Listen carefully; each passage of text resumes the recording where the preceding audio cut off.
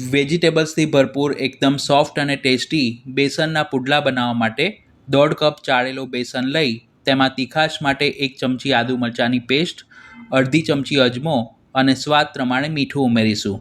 તમે થોડી હિંગ પણ ઉમેરી શકો છો.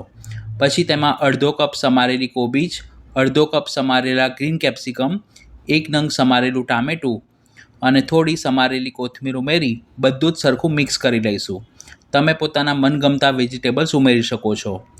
પછી તેમાં જરૂર મુજબ થોડું થોડું પાણી ઉમેરી બેસનના બિલકુલ પણ ગાંઠા ન રહે તેવું મધ્યમ ઘટ ખીરું બનાવીશું. આટલું ખીરું બનાવવામાં મને 1 કપ પાણીની જરૂર પડી છે. ખીરુંને ઢાંકીને 10 મિનિટ માટે મૂકી રાખીશું.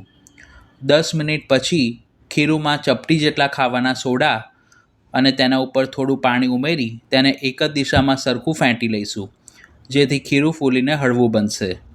હવે પુડલાને શેકવા માટે પેનમાં થોડું તેલ ગ્રીસ કરી તેને 1 થી 2 મિનિટ માટે ગરમ થવા દઈશું. એક મોટા ચમચા જેટલું ખીરું પેનમાં પાથરી સાઈડમાં જરૂર મુજબ તેલ મૂકી તેને ધીમીથી મધ્યમ આંચ ઉપર 2 મિનિટ માટે શેકાવા દઈશું. પછી તેને પલટાવી અને બીજી બાજુ શેકીશું. એક પુડલાને શેકવામાં 4 મિનિટ જેટલો સમય લાગે છે. આ રીતે બધા જ પુડલા ઉતારી તેને ગરમા ગરમ ચા સાથે સર્વ કરીશું. તો આ રેસીપી તમે જરૂર ટ્રાય કરજો.